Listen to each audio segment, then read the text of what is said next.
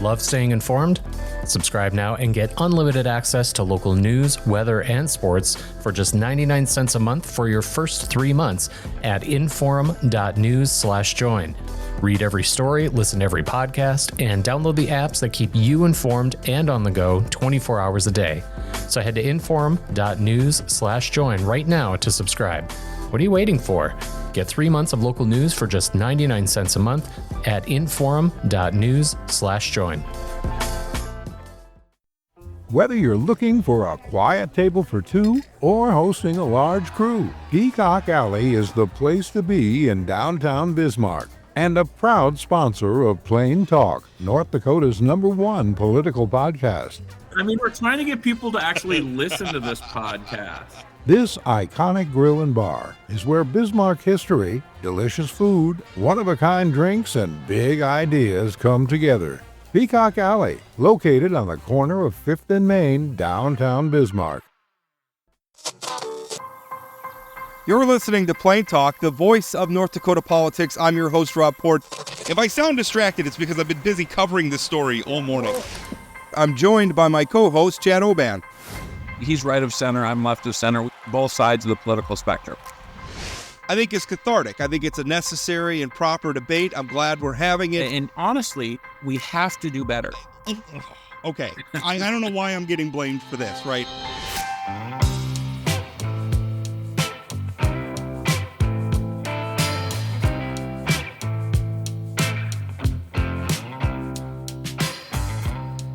Welcome to Plain Talk. Happy to be with you. You know, it's something Chad and I talk a lot about on the show. Which, by the way, I was thinking I was going to launch into like a rant here at the beginning about Elon Musk and the whole like Sig Heil controversy at the inaugural, and just because I have a theory about it. I think he did it on purpose.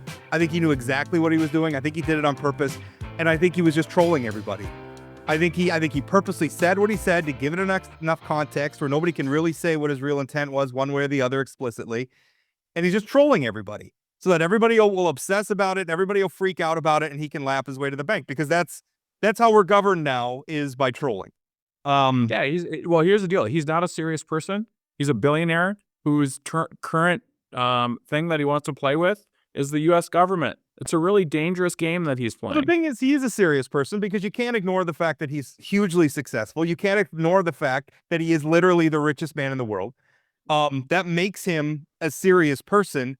But what he's doing is this is a hobby horse for him. This is not.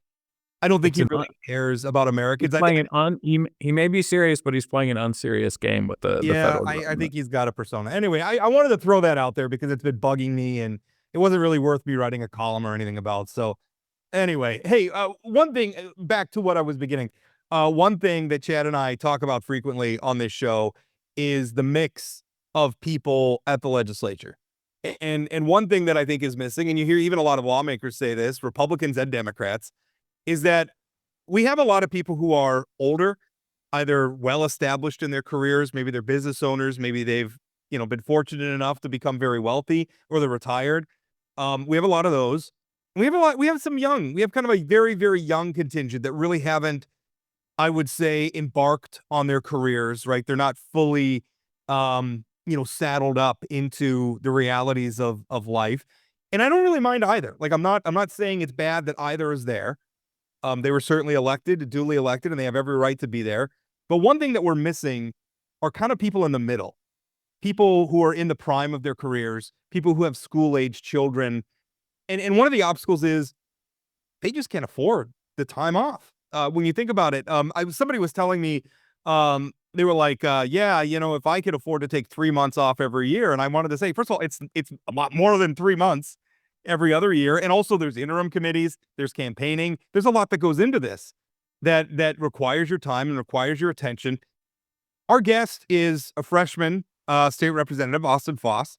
He is from District 44 in Fargo, and he has a bill. It's House Bill 1495, and what it would do is it would essentially prohibit employers from discriminating against people who choose to serve in the legislature. So they couldn't fire you if you choose to campaign for office or or if you choose to serve in office, obviously if you're elected. Also, it would require them to give a leave of absence. It applies to any the definition in the law applies to all employers, meaning any person that pays salary or wages for work performed. And I kind of like this is coming from somebody like Austin, because Austin himself is a young lawmaker, newly elected to the legislature. He's a Democrat, by the way. I don't know if I mentioned that. Austin, how are you? Great. Thanks for having me, Rob. Did I accurately describe your bill? Yeah, pretty much. Yeah. I mean, it protects people who are employed to run for office. I mean, not necessarily run, right? Because you're not getting time off for when you're campaigning, but you get time off for when you are in session. So Austin, I've literally talked to veteran legislators who have said if a young person runs for the legislature, and now term limits, it's a little bit different, but if you want to stay in during your working years, you just need to prepare yourself to not be able to have, consistent employment or jobs where you have a career. And like somebody like you, I don't know how old you are, but I'm guessing you're getting closer to the years where you're going to make the most money. I think this is a really important conversation for us to have. So what motivated you to do it? I mean, is this something that as you were thinking about running that affected you personally? Like you didn't know how you were going to maintain your employment? I mean, honestly, for me personally, my employer has been fantastic. I mean, they've been really phenomenal. They've granted me a leave. They've been very supportive. And I'll give them a shout out, Icon Architectural Group. And so they've been great. And so it really wasn't me personally. I think this mostly stemmed from term limits. I mean, we now are going to have a smaller and smaller pool of qualified candidates in this state, and we're already struggling to find people to run, right? And it's going to be even harder in 4-8 years, right? When people's term limits are starting to come up. And what's their biggest barrier? It's employment, right? It's employment. It's making sure that they can maintain employment and maintain a salary. Because I think you and Rob have both brought up. I mean, we're not making a whole lot here. We're not doing this for the money. What?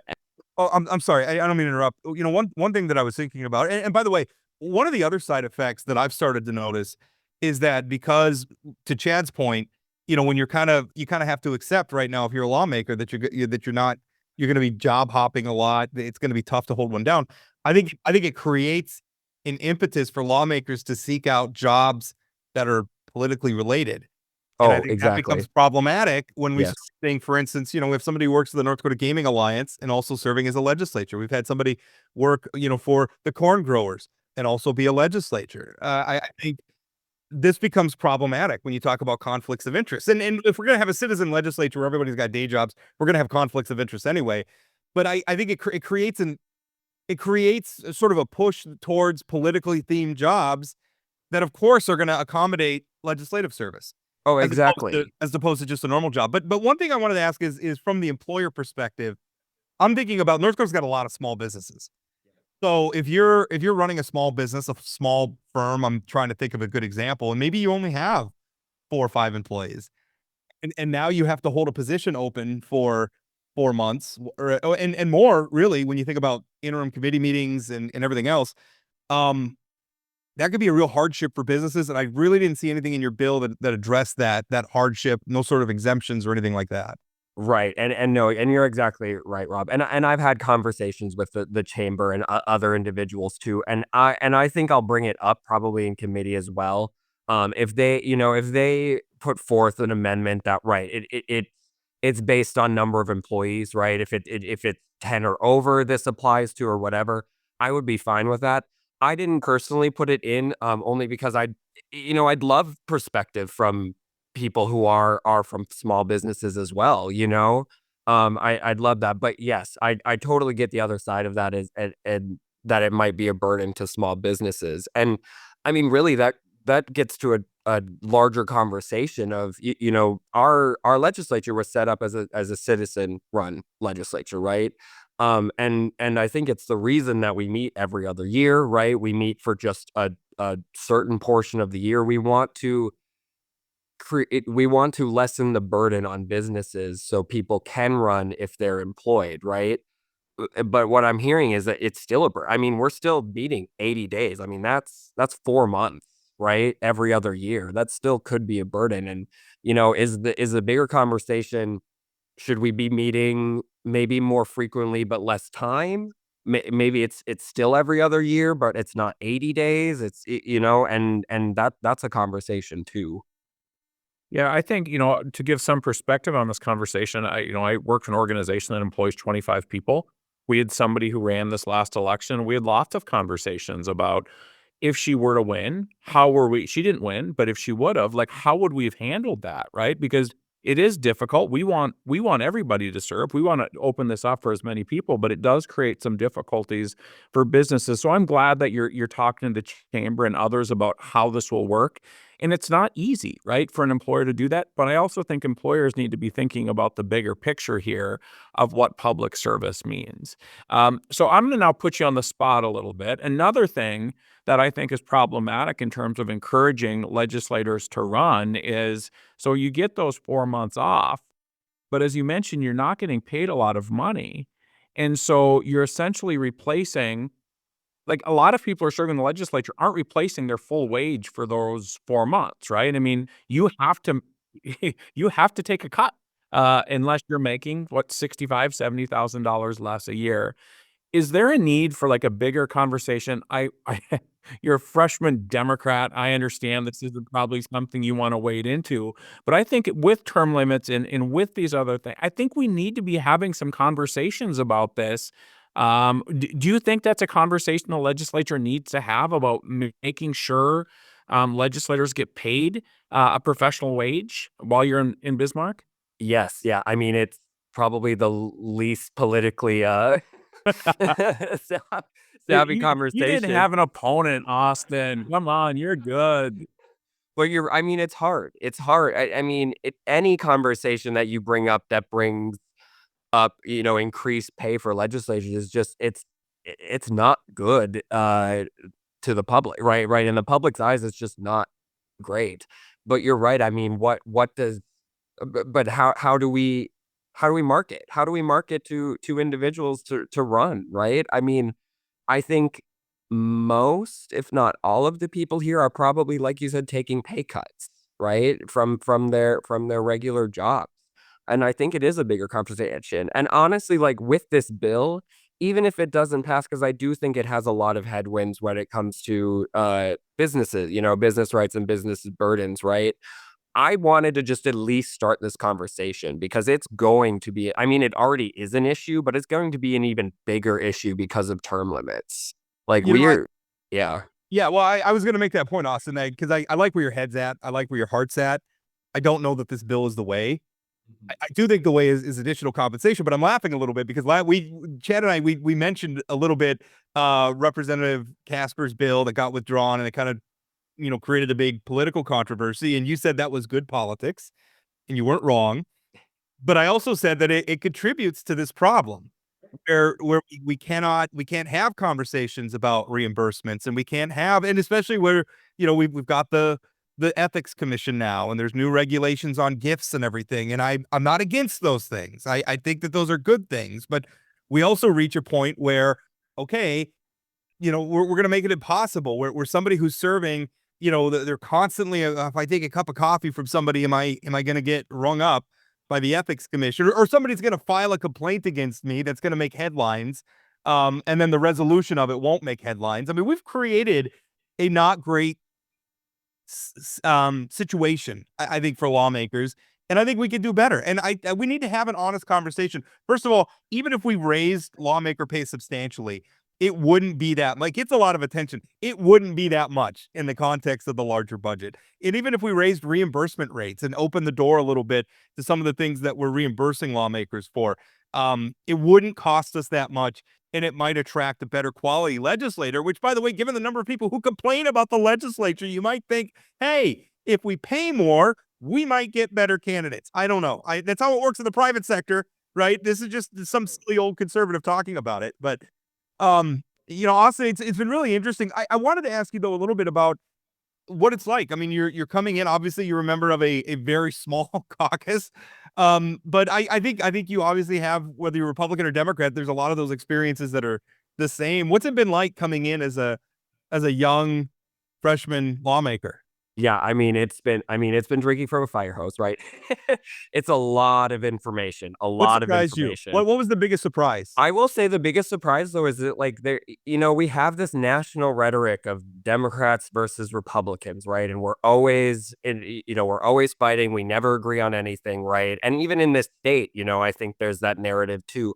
And I'm just surprised at the amount of Republicans that do actually want to work with us. Like there are many Republicans that that I should say of sound mind, that are just have common sense and that just want to pass bills that uh positively affect North Dakotans, right? And that's what I want to come in here and do, right? Like I get it. Yeah. I'm from a super minority in this state, right? And a freshman on top of that. Like I get that I'm not going to change the world in one session, right? But it's still like there's hope to make it incrementally better, right? And there's not just these giant roadblocks just because I'm a Democrat. And that's been the most surprising to me. So I kind of alluded to it earlier, but you didn't have an opponent in the general election, so you had a little bit of a runway here to sort of prepare. Did that help at all? Because again, it is like a fire hose. I mean, we're only on day 10. It feels like you all have been there for at least 6 months so far. It's day 10. But It's not. what It's day 10. it's Oh my day God. 10. Yeah, exact maybe 11. But so did that runway give you help in the fact that you have Carla and Josh Boucher as your running mates? Did that at least give you a little bit of a jumping off point to help you hit the ground running? Oh yes. I mean, Carla and Josh are the best team like ever. Like they are amazing mentors. They taught me everything that I could possibly know as far as like overall like how legislature works, like what we'd be doing on a day-to-day basis. Like they have been really helpful. And you're right. I mean, I had the opportunity, right, that I was unopposed. So, I had a little more time to figure that out, which was really nice. And I could not imagine getting all of this information in a month. That's crazy. But yeah, I have a fantastic team and that helped out a lot. And I say like fire hose as far as all this information, like the two committees that I'm on are finance and tax and energy and natural resources. And the first basically week was just a lot of like, here's how tax works in this state. Here's how our energy sector works. Like here's all of the political subs, like what they are doing. And it was like a giant and just North Dakota 101, and it was fantastic. I mean, I took as much information as I could, but it's a lot. Do you feel, and I guess I don't know how you felt about term limits when voters passed it, but they're here now, meaning that you have one more term after this. This is your first session. You'll have another session, then you'll have to run for re-election. If you win, you get two more sessions. But by your second term, you may be, especially given the size of the Democratic caucus, you may be up for leadership. That's a very, I mean, when we're talking about getting in and getting up to speed on all this stuff, now we're going to have to accelerate people into leadership because the people in leadership are gonna term limit out, pretty quickly here. So I mean, do you feel like that's enough time to be ready for someone like you who's just starting out? You're just now getting used to it, thinking, well, in a session or two, I may need to throw my hat in the ring to be leader, a Right. leader of some sort. I mean, I will say that I've learned a lot, and I think that I'm at least starting to get the hang of things here, which is really nice. I think what I was told is usually 3 weeks, right? 3 weeks you start getting into the hang of things. But yes, as far as leadership roles and mentorship roles, I don't know. That's a good question. I don't know if I'll be ready in 2 sessions because you're right. I mean that's where we're kind of heading, and I like the idea of term limits, right? Like I enjoy that, we're bringing in fresh ideas, we're bringing in new people, really like lobbyists and outside influences, can't rely on a single person, right? Throughout, the ideas are there and I enjoy them, but yes, in practice, it's a little hard, especially from a state that we don't have a lot of population, right?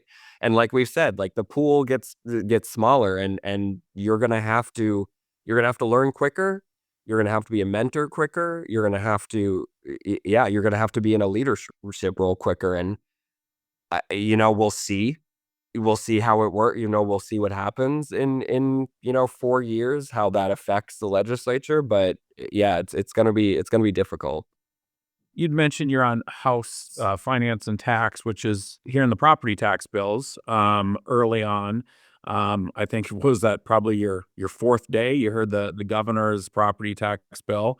I think the governor was hoping that he would sail through. It doesn't seem like it's sailing through. We've seen the city of Fargo come out against the caps. The city of Minot came out against the caps.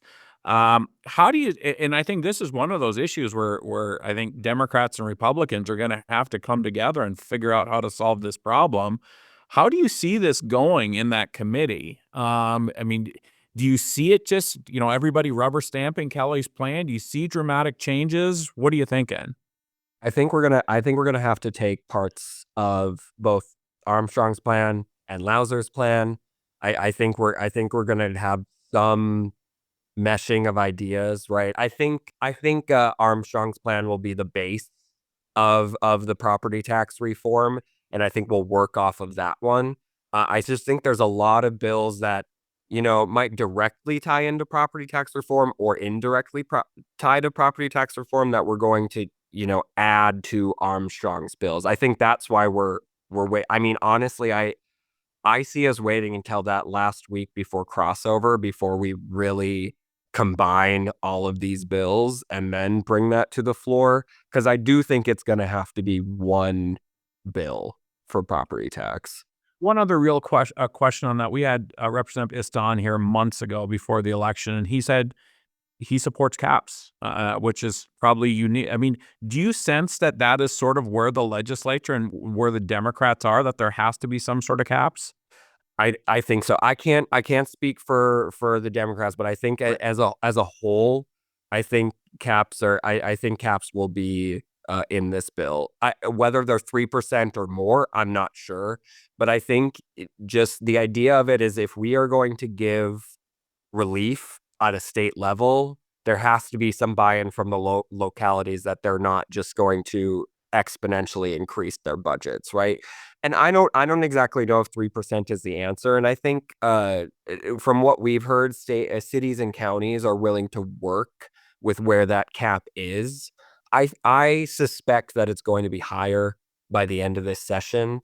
And where that is, I'm not exactly sure, but I think their caps will remain. Yeah. I think we have to be pretty careful about how high we set them, though, because if we set it where the growth continues to outpace, because I mean, that's kind of what Armstrong's plan does, is it creates kind of a foot race where you have the caps to slow the growth, and then the credits are going to grow to eventually overtake, hopefully, within the decade is his math, what people are currently paying, what most people are currently paying for their property tax. But if we set the cap too high, then the credit's never going to catch up.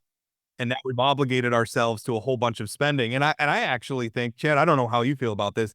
I kind of feel like there's an unholy alliance forming between certain local government interests. But all of a sudden you hear Dave Pepcorn on the Fargo City Commission saying that, well, the state's not going to cap their spending, so it's hypocritical of them to cap our spending. And then you hear Mike Blessum from Minot, city councilor, alderman, we call him, where he's saying, I was down here and asked you guys to cap your spending last session. Now you guys want to cap our spending. That's kind of their argument is, well, it's hypocritical if the state doesn't cap their spending. First of all, it's a bogus argument, because these are not equivalent governing entities. Locals are political subdivisions of the state. There's nothing wrong with the state setting guardrails on local spending. But I think it's a kind of an unholy alliance between local interests that don't want caps and Measure 4 people who want to be continued paying so they can get another bite at the apple with their proposal. I think that's what's happening. Yeah. Was there a question in there, Rob? No, I was out to you.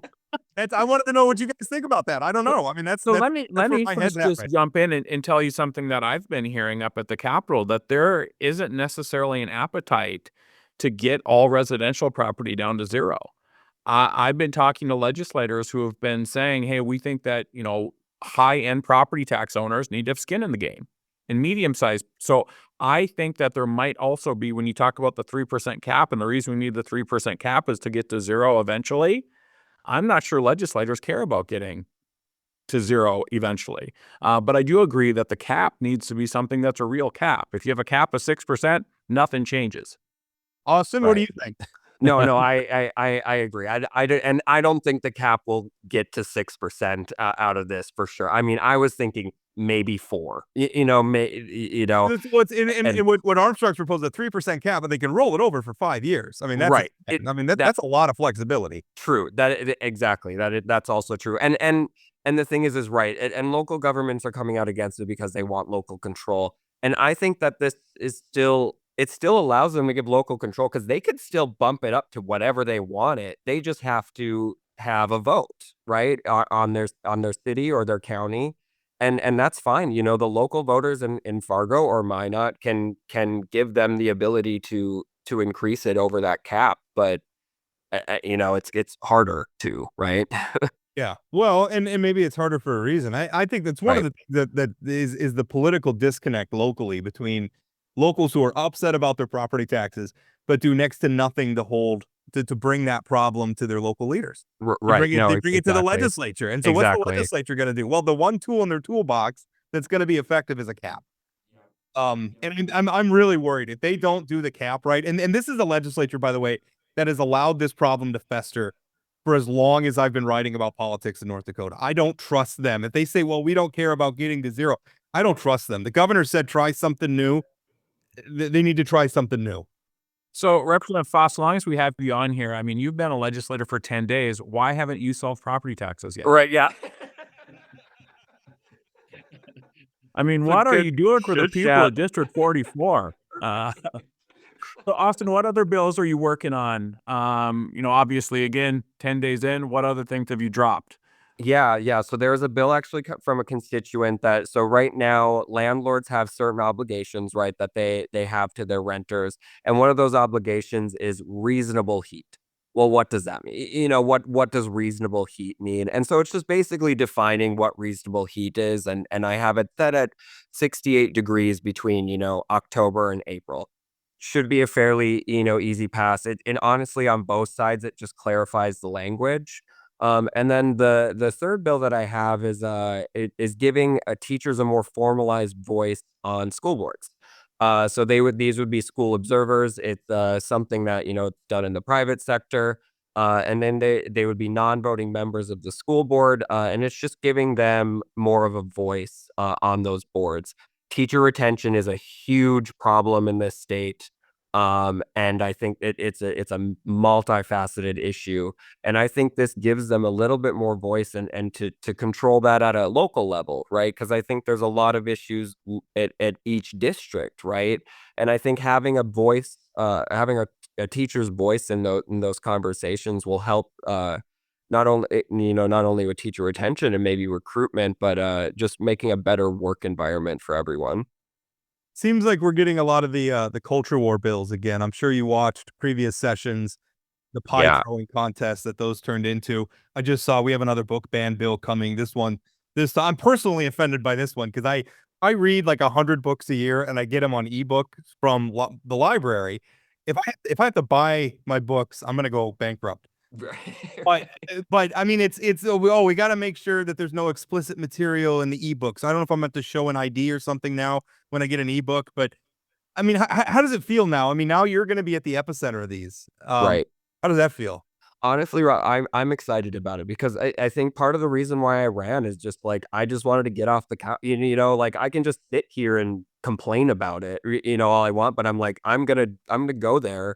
I'm going to try and make a difference. I will, lend my voice. And I get that it's a very small minority voice in this state, but like, it's still at least giving a different perspective on these bills. I think they're just distractions, right? They're distractions from the issues that actually matter to North Dakotans. And they're just ridiculous, honestly. Well, they really are. I'm sorry.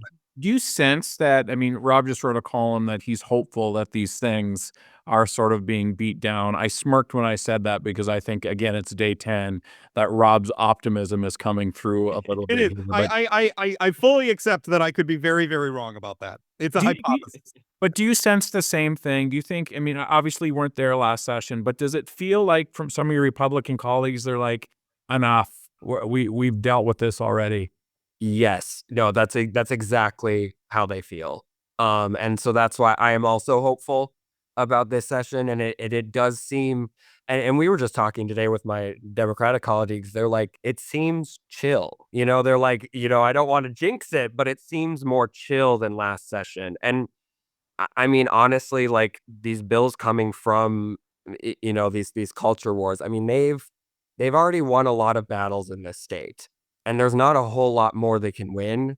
And so I think it's beat down. It's beating a dead horse. There's a feeling, there's a feeling like they won the war. Now they're mutilating the corpses. Right. I mean, one of the reasons why I argued that, and maybe it's what's contributing to the chill environment, as you kids say, is the yeah. I mean, normie Republicans had a pretty good primary season last year, and I think it revealed a couple of things. I mean, first of all, the Brandon Pritchards, the former state representative Brandon Pritchard, kind of led a campaign to try to unseat a lot of the normies in the primaries. I think it showed, first of all, a lot of them operate in bad faith. It doesn't matter the degree to which you cooperate with them or compromise with them. If you're not 100% with them, they're going to come at you anyway. And also it proved a little bit they are not as potent as we may have been led to believe. They're very, very good in district conventions. They're less good on the June primary. I think normie Republicans had a good June last year. And I think that's going to redound to some of them just saying, no, not this time. I'm not going along. We've already done a lot. Let's move on to other things. That is my hypothesis. Now, Chad the cynic thinks I'm wrong. But Yeah, I'm a cynic because I don't know if you've observed the state legislature in the past like 8 years or so. I have. Hope Springs, Austin and I are optimists, Chad, and we're not going to let old curmudgeons like you drag us. Thank goodness the two silver lining guys are on this call with Cranky Kid. Yeah. Austin, it's been a delight talking to you, sir. Thank you. Yes, thank you so much for having me. Hey, friends, we've got a new way for you to participate in the show. You can now call us or text us with your questions, comments, or anything you want us to discuss on Plain Talk. Just give us a call or shoot us a text message at 701-587-3141. That's 701-587-3141. It's super easy. Leave your message, tell us your name and where you're from, and we might feature it on an upcoming episode. Thanks for listening to Plain Talk. Now let's get back to today's episode. Welcome back. Just finished up an interview with Representative Austin Foss, which I thought that was a fun conversation, Chad. At the end of the day, and again, I mean, one of the things he said that I thought was the best, he was surprised by the number of Republicans who just want to make good policy and just want to work with Democrats. And frankly, I hear the same thing from Republican lawmakers as well, where they come in and they're just like, yeah, they're not so bad. I mean, we can find ways to work together. And I mean, that's it. I mean, we build all of this stuff up and there's this impression of the sort of service that happens down at the legislature with the general public that a lot of times just isn't accurate, and it gets perpetuated by, frankly, talk radio hosts and social media and political campaigns and everything else. Podcast hosts, those kind of people. Never, not this podcast though. Never. And we're nothing but the light of truth here on Plain Talk. Speaking of the light of truth. Yeah, our guest is, and the funny thing was, we were actually talking as we were waiting for Mac to join us, whether or not he's still the U.S. attorney. Mac Schneider, of course, U.S. attorney, who very soon will no longer have that job because we have a new president, and our U.S. senators have already made it clear who they would like to be the next U.S. attorney, and it is the prerogative, obviously, of each new president to make these appointments.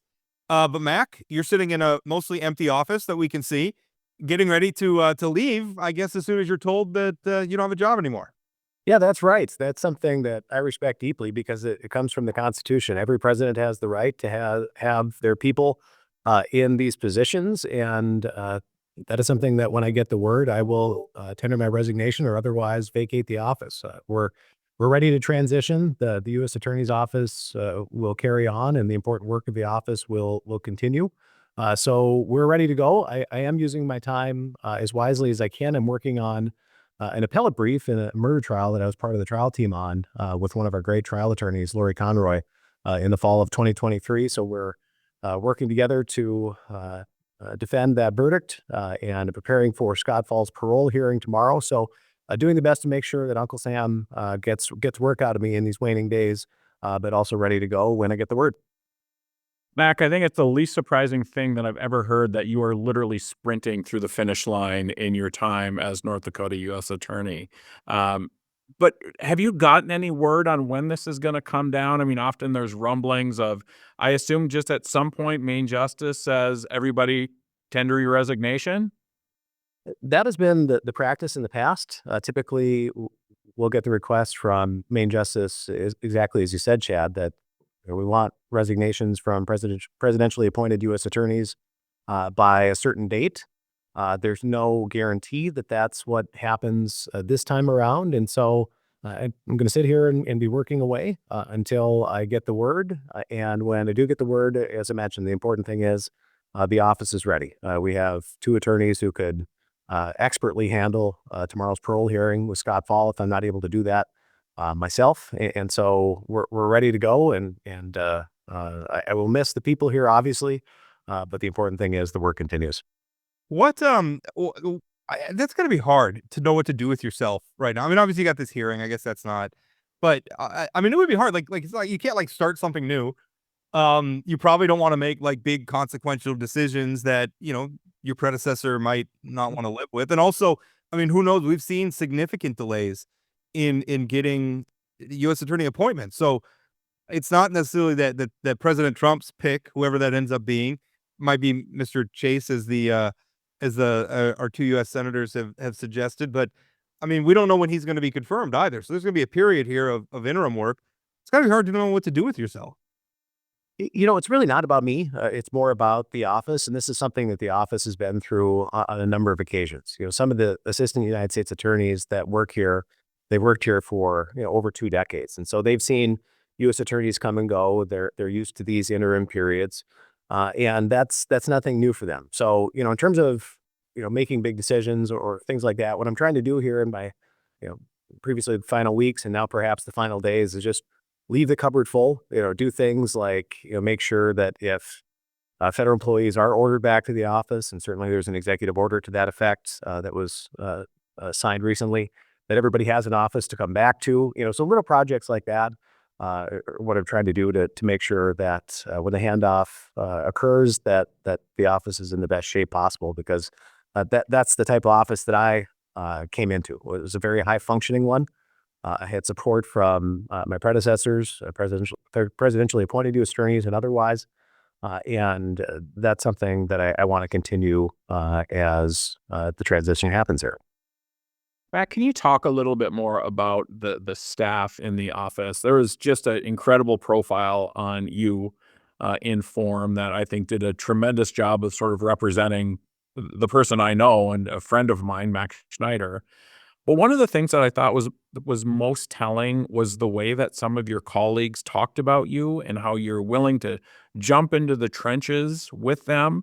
Can you talk about what it's meant to work with these career professionals who you said, like, tomorrow you're confident, even if you're not there, they're going to do the job that's needed. Can you talk about like what it's been like to walk into an office with these incredible professionals who just want to do right by the citizens of the United States? It is really hard to capture the professionalism, the talent, and the dedication of our assistant United States attorneys and our talented staff, the non-lawyers in the office, who are real public servants as well. These are the best lawyers that you can possibly imagine.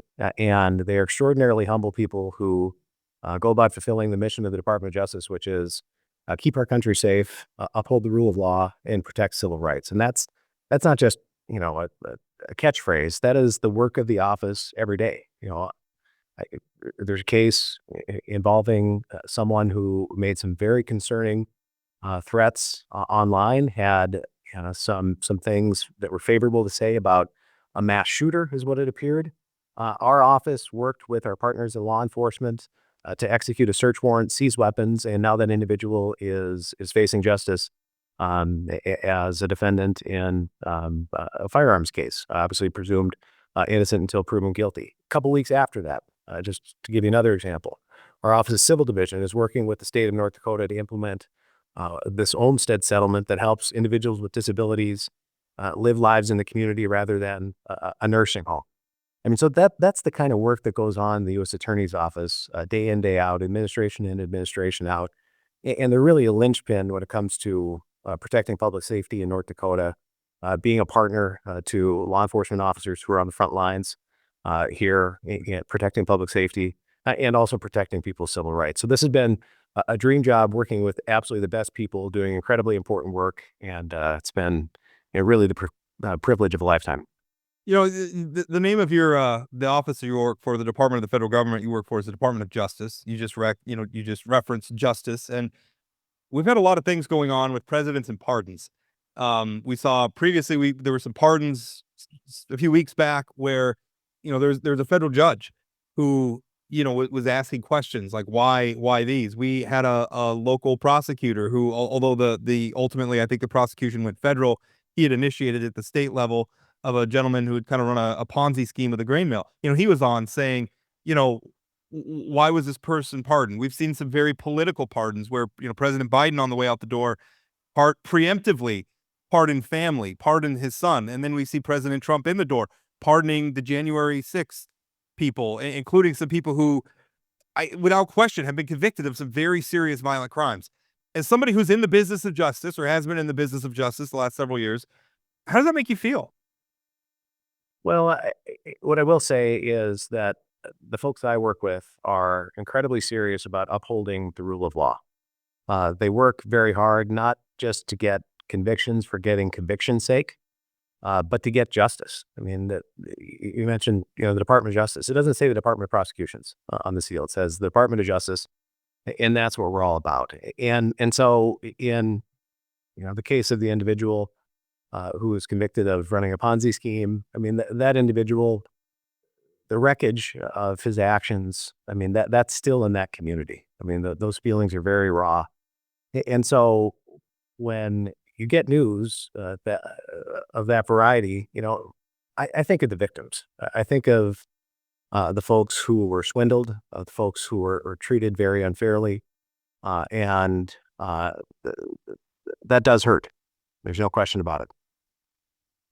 So, Mac, I mean, I think a lot of the questions now are, it took a while for you to get into this job, right? I mean, you had to go through a lot of process to get confirmed. I think you've been in the job 18 months, 20 months, something like that. A little over 2 years, December of 2022. It feels like 2 weeks and 20 years all at once. At the same time. So this is probably an unfair question. What now? Well, I've still got my law license, and I intend to use it. The department tells us to be pretty circumspect in terms of future plans, so I'll have to save that for another day. But in the meantime, just looking forward to running through the tape, finishing things strong in a strong fashion, leaving the cupboard full for the next folks. But I'll be doing something involving the law. That's for sure. Do you feel like, I mean, Chad just referenced the fact that although, I mean, we think of it like President Biden's term is 4 years long, you got to be in office for about half of that, or I guess maybe a little more than half of that. And that's been normal. I mean, we saw it, your predecessor, there was a very long delay in getting him appointed. The person before that, there was a very long delay. I am frustrated by that. I feel like, do you feel like that process needs to be, because again, the Senate has the duty to advise and consent. I agree with that, but we are holding up.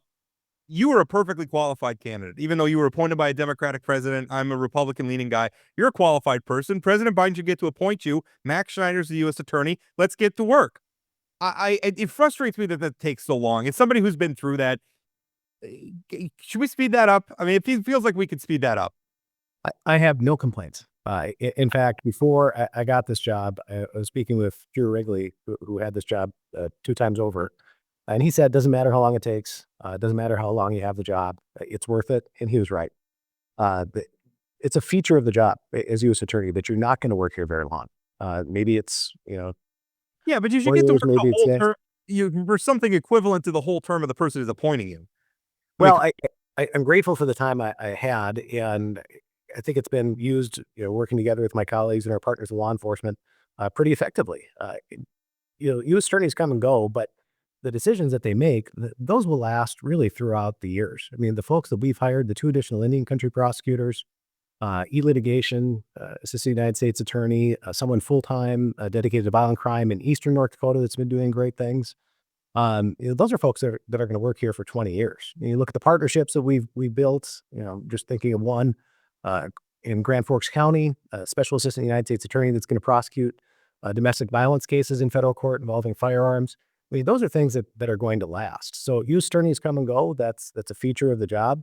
But I'm very proud that I got a high functioning office, and I believe this office is very high functioning on the back end for the next person who's going to be doing this job. Mac, you referenced getting additional staff in the state. That's not a normal thing for federal agencies to be growing. Can you talk a little bit about who those folks are, the work they're doing, and how the heck did you get additional FTEs into your office? Well, these are exceptional lawyers that we had the opportunity to hire here. And, when you talk about 2 Indian country prosecutors, that may not sound like a lot, but when you start with 4, it really has the potential to be game changing. You can use assistant United States attorneys more effectively, to focus on drug trafficking on reservations, focus on violent crime. So that's very exciting. But these were positions that were allocated to us in 2023. And we went through a very competitive process within the Department of Justice, made the case for additional positions.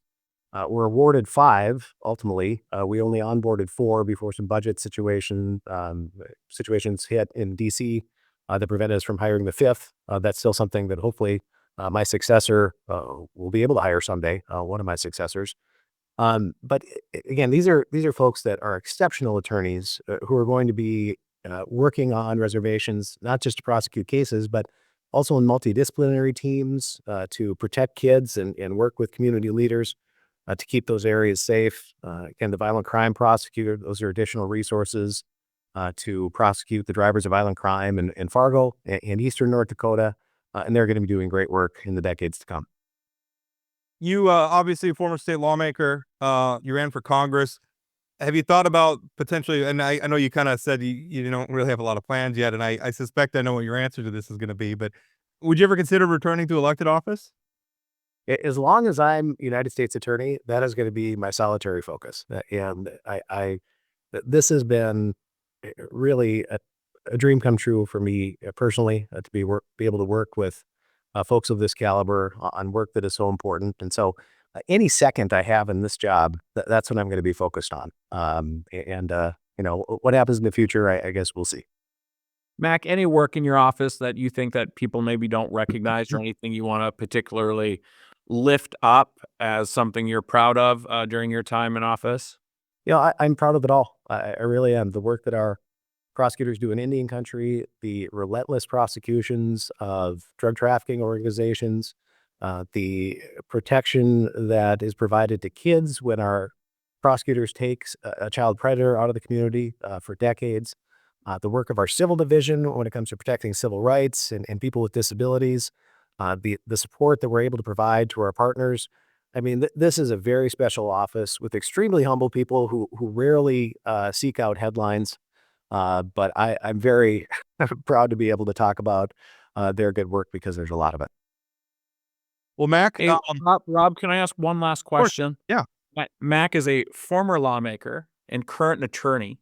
There's a bill that's going through the legislature right now that would allow folks to basically skip law school and just sit for the bar. And one of the qualifications is being a state legislator for 4 years would allow you to skip law school and just sit for the bar.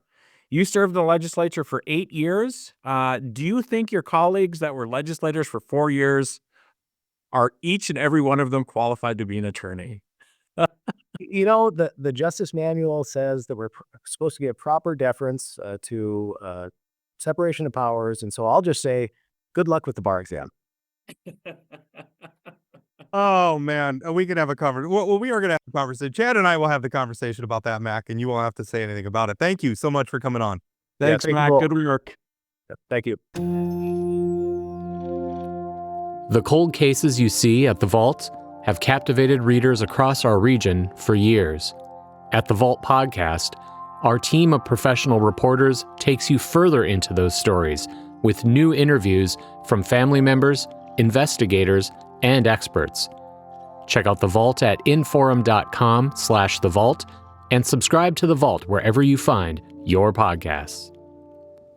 Just finished up with Max Schneider. And Chad, the last question you asked was a bill I wrote about today. I don't have the bill number in front of me, but it's introduced by Representative Lori Van Winkle. Mac gave a very by the book answer, which I would expect. I think that bill's kind of interesting because I think it touches on the education thing and a fundamental misunderstanding we make about education policy, which is the purpose of education is not the test. The test is a method of trying to discern whether or not you received the education. But You learned stuff. the point is the education. Like I feel like I'm a very, very good test taker. I am not a stupid person. I feel like if I studied, I have a puncher's chance, maybe like a 20% chance of passing the bar, right? I feel like I could do it. And I feel if I could somehow pull that off, in no way should I be allowed to practice law. I in no way. I have not had the training. right. I have not. I mean, the idea that sitting through 4 years of being a state lawmaker in 2 80-day legislative sessions where you're voting on don't get me wrong, very consequential, not times very complicated policy, but also a lot of stupid ephemera like book bans and stuff qualifies you to be an attorney is like saying that we should make somebody a surgeon because they worked in a butcher shop. Hey, Rob, do you think it's interesting that I think Brandon Pritchard was in the legislature for 4 years? He may or may not have gone to law school. Do you think this is the Brandon Pritchard bill, that this is his buddies in the legislature we can get him that Oh, that's JD? a good. I hadn't even thought about that. That's I had neither. Somebody pointed it out to me at the Capitol yesterday. funny. This might be the Brandon Pritchard bill. Let's get it. And the thing is that larger bill is an interesting discussion. We do have an attorney shortage. Right. I am open to ideas. I'm open to the idea that not all paths to success have to lay through a traditional college. I'm open to the idea that maybe there's apprenticeship programs or something that we can do. I don't know that we need to have, law schools need to have a stranglehold on the legal profession per se. I'm open to the debate. I mean, allowing lawmakers to just sit to the bar and even that, they'd still have to pass the bar exam. Well, okay. But that's a fundamental understanding of the purpose of tests. Well, here's what I'll tell you: is former Senator Oban started studying for the bar this morning. She's gonna, Okay. yeah, she's gonna wait for this. You need a job. Yeah, she's gonna wait for this bill to pass in that very, very unlikely event. So yeah, that one actually cracked me up when you sent it to me. I mean, because there's some crazy bills, but this might be the one of the more ludicrous. And it does. I mean, sometimes I think lawmakers get unfairly attacked for being arrogant. For instance, when we're talking about raising legislative pay and stuff, I think sometimes some of those are unfair. This is pretty arrogant. I mean, this is pretty. And again, not the whole I mean, this bill's going down. This bill's not going to pass. It's going down, and maybe in a unique case, this might make sense. But man, to think that all 141 of them up there, once they serve a full term, Nope. they're I'm sorry. No. no, thank you. I wanted to know, and I filed a column about this that hasn't published yet, or maybe they published it while we've been recording. But I do think, because we discussed a little bit earlier with Austin about sort of we're hearing some pushback from some local governments. Minot and Fargo were kind of first out of the gate. And then we're also like there's a bill to cap. It's from Representative Wolf here in Minot, who is a Measure 4 supporter, who wants to cap the state. I don't think that's an accident. I don't think it's an accident that Dave Pepcorn said what he said. I don't think it's an accident that Representative Wolf put in that bill. I think that's their talking point. These arrogant legislators, they won't cap their own spending, but they want to cap local spending. And I think that's going to be their argument to try to kill caps. Yeah, it is interesting though. It's the conservatives who are trying to kill the caps, right? I mean, it's Pepcorn, it's Blessum, it's Wolf, it's others that are trying to kill. I would think conservatives would want caps to stop the spread of government or the increase of I don't. government Pepcorn's a different type. I mean, Pepcorn wants to spend. Pepcorn likes to spend. and fight. Pepcorn He wants likes to fight He too. likes to fight. Yeah. But the other ones, I think you're right. But I called it sort of an unholy alliance of Measure 4 supporters who just want the problem to persist because they only want to solve it their way, and local governments who don't want caps. Well, and I think it creates a really, really difficult position for the leaders of these statewide political subgroups. I mean, if you're the head of League of Cities and now you're going up there and trying to negotiate as all these groups are coming, these local governments are coming out and saying, heck no to every cap. I mean, how are they supposed to be at the table? I do think what's going to be interesting, and you know that I've been saying they're going to do something big, they're going to do something big, and you've said, I'll believe it when I see it. I'm starting to get a little nervous. I mean, talking to some legislators saying the Armstrong bill is too big. They don't want to get all residents down to zero. I still think they're going to do something big, but this is, Kelly wanted this to be the first bill he signed based on that conversation with Representative Foss and some other conversations I've been having. It ain't going to be the first bill he signs. I think this is going to be the full session. And that's okay. I don't want to set that as if it takes them to the end of the session to get something done. I agree. I don't care. I care less about that.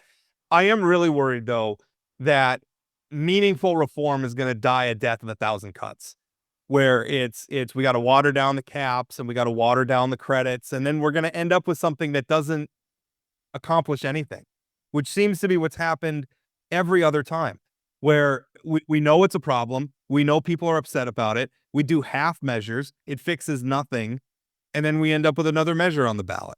And I also think, the effort to sort of consolidate into one property tax bill, that didn't materialize. I mean, there's so many different property tax bills that are out there. So there's one capping the amount of evaluations can go up 1 year to another. There's just so many different things. And I know you wrote a column that the number of bills isn't up that much, but the number of House bills are up 70 compared to last year. I mean, that's a 10% increase. That's a pretty significant increase. The Senate's not done yet. Sometimes when bills don't get introduced in the House, then the Senate will do it. So I think we'll see an influx of Senate bills between now and Monday. I think there's a good chance we could get over 1,000, which would be the. But I also think one of the interesting things is so many of the bills came in late compared to previous sessions. So the next few weeks of committee hearings, those schedules are going to be jam-packed. And I'm interested to see how legislators can consolidate the property tax bills. I texted you yesterday, there's 5, likely 6 education savings account bills, maybe 7. Like, how do all these things sort of work together when often they're very, very similar? And so they're going to have to work through a lot of stuff really quickly here to really focus on the important stuff and do it well. I think some of this is a result of the single subject ruling from the Supreme Court last year, where lawmakers have to be careful about putting too many different things in one bill, so they're gonna have to split them up into different bills. And then the other part of it, which by the way is another reason why Armstrong's bill may wait all the way to the end, with so many different things going on, they can't make amendments to it. If they pass a property tax bill in the next couple of weeks and got it to the governor's desk, if they need to do tweaks to it, they can't just hang that on an existing bill. They got to do a whole other bill. It's got to go through delayed bills committee. So they got to be careful. Yeah, I think that's absolutely right. And they could do it, but I mean, how many days do you have to do a delayed bill? And some of it too is it's just the political fracturing. I mean, you have so many different factions up there, and each faction has their own approach. The Measure 4 people only want to do what Measure 4 did. And I think Kelly said this on our show in the past. He's like, there's a segment of Measure 4 supporters, doesn't matter what the legislature. We just saw there's just a letter to the editor in the Forum from one of the sponsors saying they're not doing anything. They're not doing anything. We're 10 days in, but they're not doing anything. They're not doing anything. I mean, at some point it just becomes silly that they're suggesting nothing, Well, it's the all or nothing approach. It's we're either going to do it my way or we're not going to do anything, or I'm just gonna be a stick in the mud for anything. And that's kind of the problem is we are not operating in a political environment. There are plenty of people up there that want to compromise and work together and hammer something out. Yep. There's plenty that just want to burn everything down.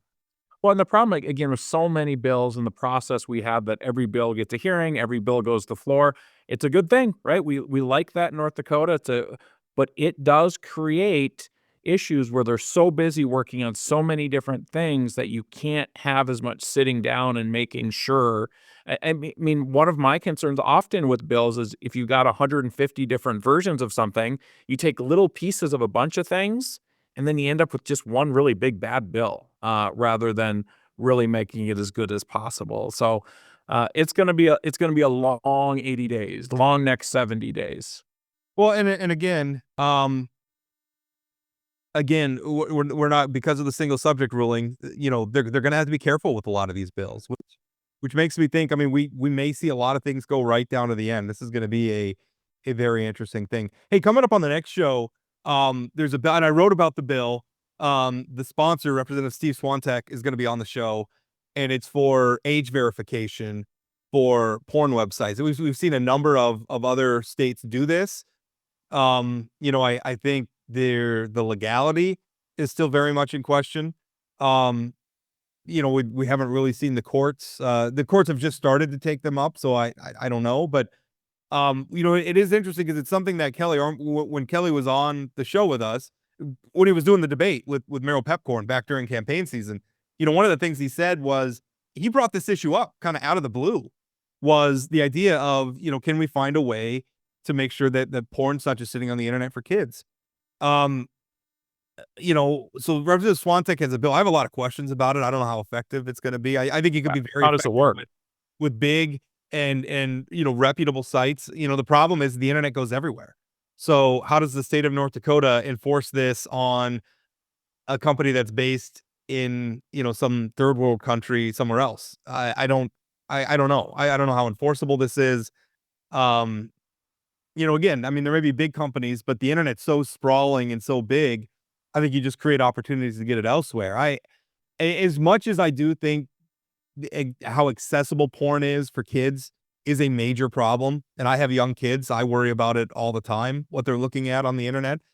I do think I mean, the most effective thing has got to be at home and empowering, people at home and developing the technologies at home, that can be used at home to, to do that. So, but I'm very interested in the bill. It's going to be a good discussion. Hey, Rob, one other thing I wanted to mention, we had the first hearing on mandatory minimums yesterday, which we expect to be a huge fight. And they had like half the hearing. They only had like an hour set aside for it. So they had the proponents talk about it, and Attorney General Wrigley didn't get back from DC in time to participate. Yeah, and they pushed back the second half to this afternoon. So I think that will be really interesting. But it appeared to me like there's a lot of folks lining up against that thing.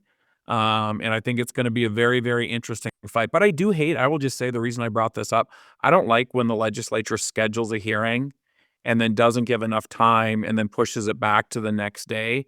That really makes it difficult for citizens to participate in the process. And we've seen that in other committees as well, where they're bumping things up or moving them back. That might work for legislators, or lobbyists, but it doesn't work for the citizens. Like you said, I mean, they're also, I mean, in defense of, some of these chairs, they have so many bills they have to work on. Yeah, and they don't know how many people are going to show up. They don't know how many people are going to show up. They're trying. I do think they work really hard to accommodate people. I don't know that I could say that there's any decisions being made to try to exclude people, but Rob, we knew that this bill was going to be controversial. To only set aside an hour for it. Yeah. Well, especially when the Attorney General wasn't there, they maybe should have just rescheduled the whole thing. Yeah, and I don't. Maybe he might have had a flight delay or something like that. Yeah, I don't know. I don't know what happened there. It is. I mean, some of the politics around that are interesting. I wrote about them where we have a bill, removing the Attorney General's ability. Right now, for an attorney to work for a state government agency, they have to have what's called SAG status from the Attorney General, which essentially, so if the insurance department wants to hire an attorney, that attorney basically has to be approved by the Attorney General. and that attorney can be basically fired by the attorney general, who revokes their, it's called Special Assistant Attorney General, SAG status. And, some of my reporting about what was going on at the Securities Department, there was an attorney there that he had his SAG status revoked. And now there's a bill. And frankly, I think even absent the political context, I think it's a good bill because, I don't think the attorney general should get to hire or fire or get a veto power over who works as an attorney for the governor. I think that's a separation of powers issue. But even beyond that, we have the political context where the attorney general's made some enemies in the legislature. You look at the bill I was just talking about, who's sponsoring it. It's Representative Emily O'Brien.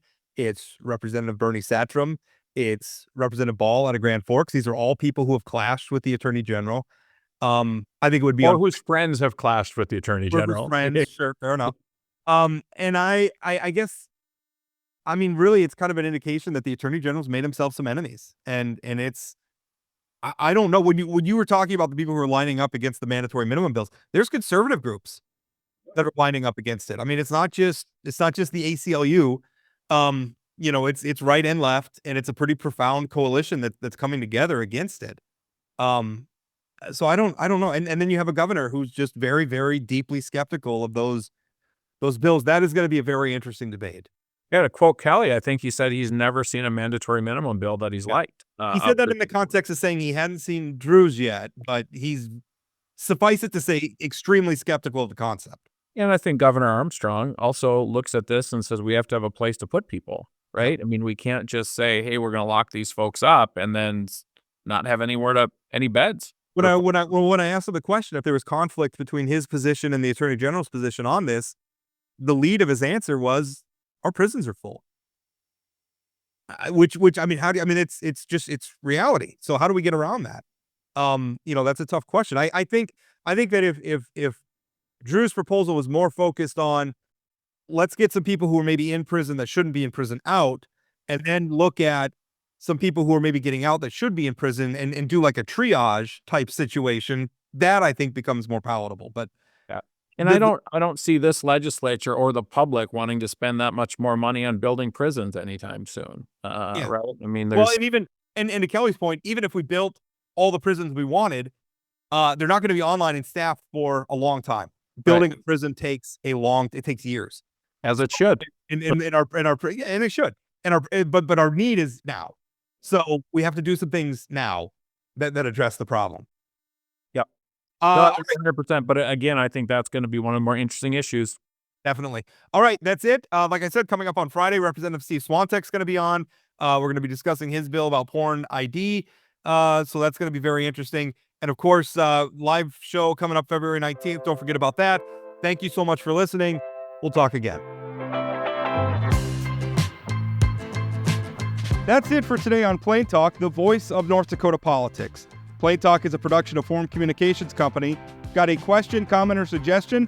Leave us a voicemail or send us a text message at 701-587-3141. That's 701-587-3141. If you haven't subscribed to Plain Talk yet, you can find us on YouTube or your favorite podcast platform like Spotify or Apple Podcasts. For those of you who are already hooked, give us a rating or review. And don't forget to share or tell a friend. Special thanks to my co-host Chad Oban, and from myself and everyone at Plain Talk, thanks for listening.